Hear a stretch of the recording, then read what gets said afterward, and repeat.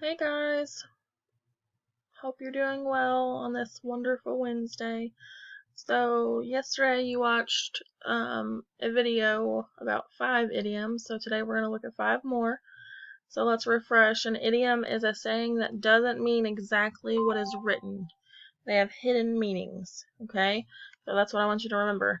And you might wonder why we're learning about these idioms or things that you hear all the time and you don't even realize you're hearing them in the English language. And a lot of times it's harder for you guys to know what they mean just because you speak 2 languages. So that's why we're going over these. Now, there's way too many for us to go over every single one that's out there, but we're going to try to cover some big ones that you hear a lot, okay? All right, so let's go to our next one.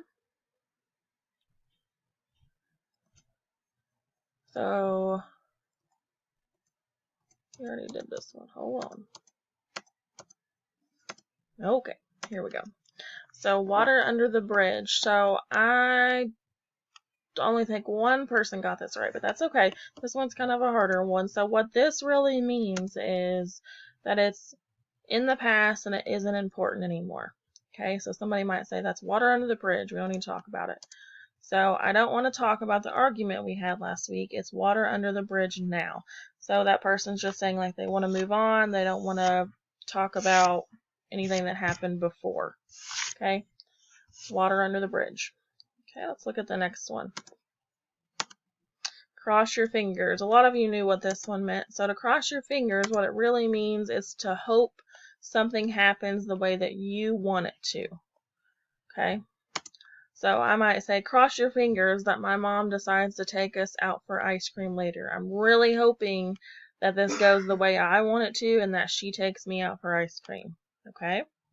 So this is something that you might say if you're hoping something's going to happen. You can say, I want to cross my fingers that blah, blah, blah, blah, blah. This is going to happen. Okay? Let's look at the next one. Let the cat out of the bag.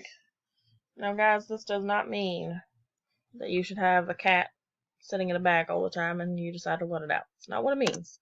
What it really means is to let out a secret. Okay?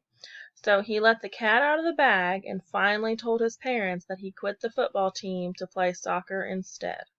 Okay, so he finally decided to let his secret out to his parents and tell them, what he decided to do. Okay? So let the cat out of the bag means to let out a secret. Let's look at the next one. Pulling your leg. I think most of you knew what this one meant too. This one's a pretty commonly used one. So what it really means is that somebody's joking with you. Okay? Logan told his mom that his brother said he was born in the zoo.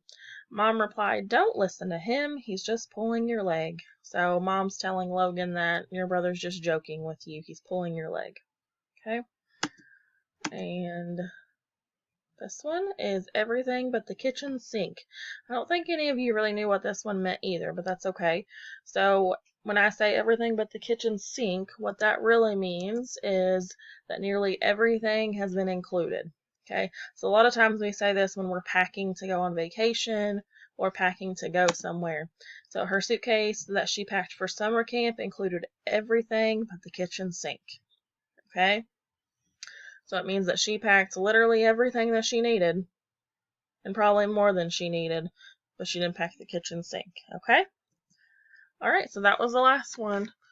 So that was 5 more that we learned today. So then you're going to go to your assignment. It's just like yesterday's assignment, guys. So you're going to open up that Google slide link. Again, you're going to type your name on that second slide. Then you're going to go to the next one. You're drawing a line again. So come up to that line bar. Draw a line. Don't copy the one I'm doing because that's not correct, guys. You're just matching the idiom over here with the definition over here. Okay, that's all you're doing. You should have 5 lines when you're finished. Then you're going to go to that next slide and you're going to decide if the idiom is used correctly in the sentence. So let's do this first one together. My dad was just pulling my leg when he said that it snowed outside. Okay? Could he be joking with him that it snowed outside? If you think about right now, is it snowing outside? No. Okay? So he's just joking with him that it snowed. So my answer would be yes, it was used correctly, because pulling my leg means that he was joking with me. So again, you can underline it, you can change the color, you can highlight it. I don't really care what you do to it as long as I know what your answer is. So for all 5 of those, you're reading the sentence, decide if it's used correctly, and just say yes or no. Okay? If you guys have any questions, just let me know. All right, talk to you later.